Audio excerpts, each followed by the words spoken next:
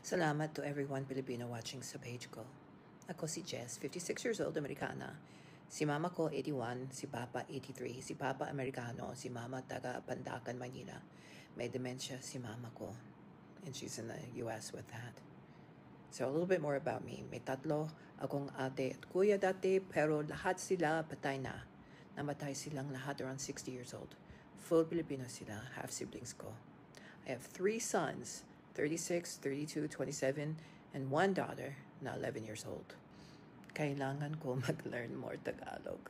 Hindi ako nandito para maghanap ng boyfriend, ha? Nagtatrabaho ako remotely at inaayos ko yung Filipino citizenship ko. Ako na lang ang natitirang anak.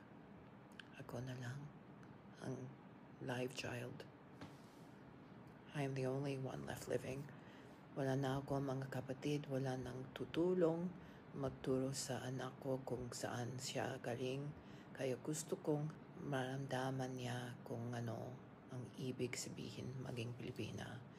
Kahit matanda na ako, gusto kong maipasa sa kanya yung parte ng buhay at kultura na nawala sa amin.